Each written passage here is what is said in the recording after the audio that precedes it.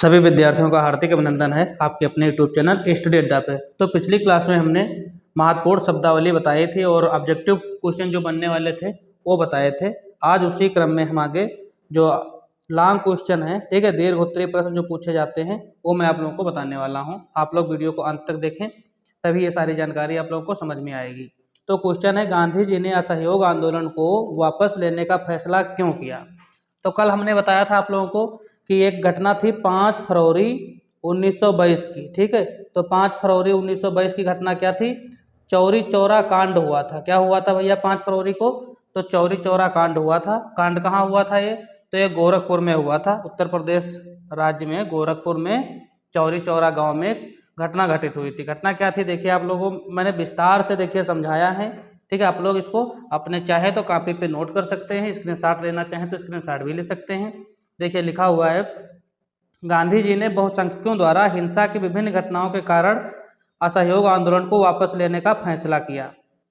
विशेष रूप से 1922 5 फरवरी 1922 वाली जो घटना है, चौरी चौरा की घटना, जहां लोगों ने पुलिस के साथ झड़प की, एक पुलिस स्टेशन को आग लगा दी।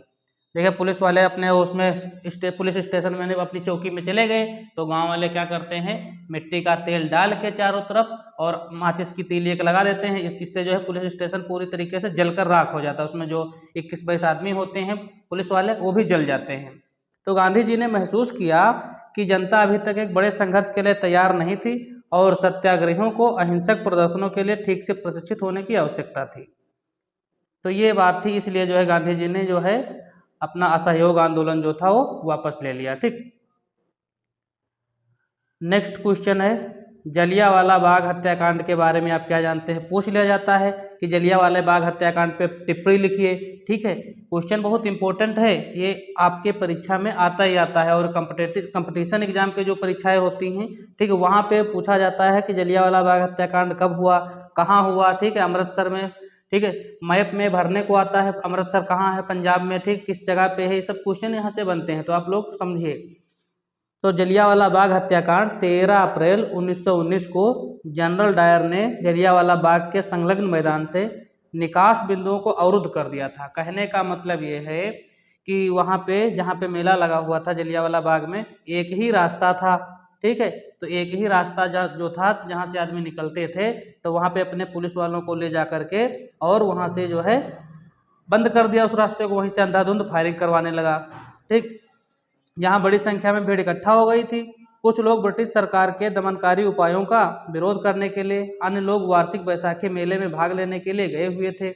डायर का उद्देश्य नैतिक प्रभाव पैदा करना और सत्याग्रहियों को आतंकित करना था।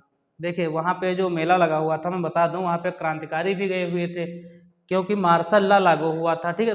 रॉलेट टिकट काला कानून चल रहा था, तो उसमें जो है 4 लोग आपस में एक साथ बैठ के बात नहीं कर सकते थे। तो इसलिए क्रांतिकारियों ने सोचा कि यहीं पे जगह जो है अमृतसर में जो जलियांवाला बाग हत्याकांड है, ठीक है, तो वहाँ पे क्रांतिकारी जो है जलियांवाला बाग में गए हुए थे, ठीक, वहीं पे मीटिंग अपनी कर रहे थे। ये बात जनरल डायर को किसी तरीके से पता चल जाती है, तो अपनी जो है नज़रबंद सैनिकों को लेकर के जाता है और उसी मेन गेट पे रख देता है पुलिस वालों को, और वहाँ पे से अंधाधुंध वो लोग फायरिंग कराने लगते हैं। तो ये मामला था। तो ब्रिटिश सैनिकों द्वारा की गई अंधाधुंध गोलीबारी में इस दिन महिलाओं और बच्चों सहित सैकड़ों निर्दोष लोग मारे गए। इससे बड़े पैमाने पर हमले हुए, पुलिस के साथ झड़पें हुई और क्रोधित भारतीय लोगों द्वारा सरकारी इमारतों पर हमले किए गए। तो ये सारी बात आप लोग लिख लीजिए, ठीक है, एक बार स्क्रीनशॉट ले लीजिए इसका, ठीक, अपनी कॉपी पे नोट कर लीजिए, जिससे कि आप लोग परीक्षा में पूरे अंक बना सकें।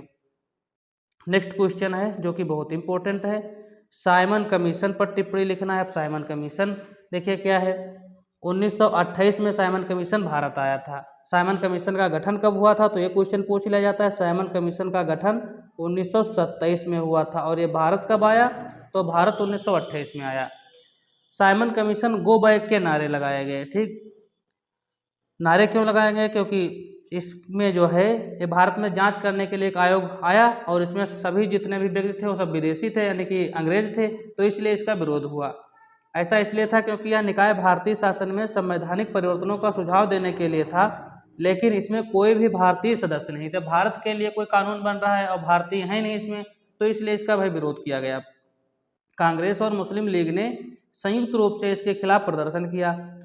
लॉर्ड इरविन जो तत्कालीन वायसराय थे ने भारत को आंदोलन को समाप्त करने के लिए एक स्पष्ट प्रभुत्व स्थिति की घोषणा की। उन्होंने सिर्फ इतना कहा कि जो संविधान बनने वाला है, भावी संविधान के बारे में चर्चा करने के लिए हम 1929 में गोलमेज सम्मेलन का आयोजन करेंगे। उसके बाद गोलमेज सम्मेलन का आयोजन भी होता है, 3 गोलमेज सम्मेलन होते भी हैं। ठीक है,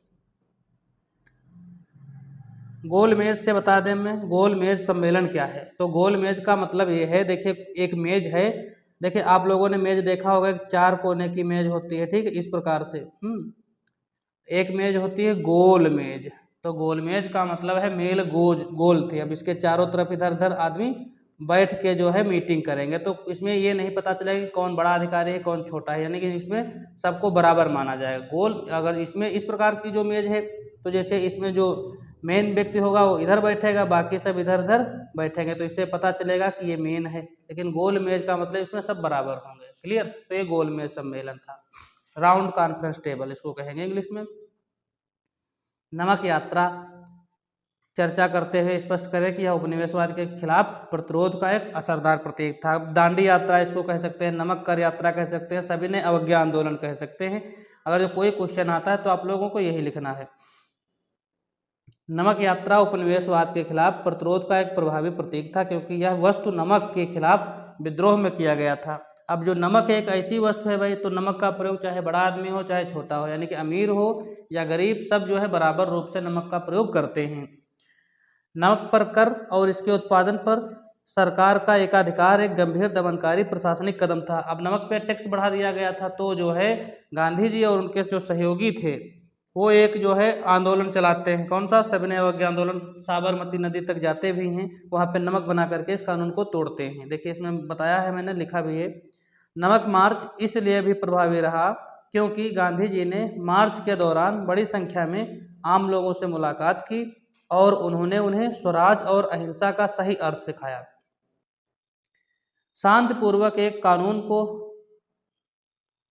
बताते हुए और सरकारी आदेशों के खिलाफ नमक बनाते हुए गांधी जी ने पूरे राष्ट्र के सामने एक उदाहरण पेश किया, कैसे अत्याचारी का अहिंसात्मक तरीके से सामना किया जा सकता है।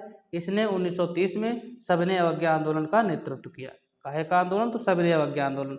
अब गांधी जी अपने 78 सहयोगियों के साथ साबरमती नदी के पास जाते हैं और 10 मील प्रतिदिन दूरी तय करते हैं। टोटल दूरी तय करते हैं 240 मील। ये सारे आंकड़े याद कर लीजिए। 24 दिन की ये यात्रा रहती है। कितने दिन की? तो 24 दिन की।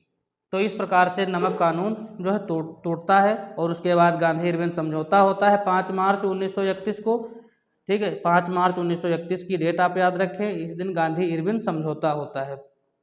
तो वीडियो आपको पसंद आया हो, वीडियो को लाइक करें, चैनल पे नए हो तो चैनल को सब्सक्राइब अवश्य कर लें और अपने सभी दोस्तों को वीडियो भेज दें जितने भी क्वेश्चन है, क्योंकि क्वेश्चन बहुत ही इंपॉर्टेंट है, परीक्षा में आप लोगों के लिए आ सकते हैं। ठीक है, तो अभी से आप लोग अपनी तैयारी करना शुरू करें और क्वेश्चन सभी जो इंपॉर्टेंट क्वेश्चन है अपने कॉपी में नोट करते हुए चलें। धन्यवाद।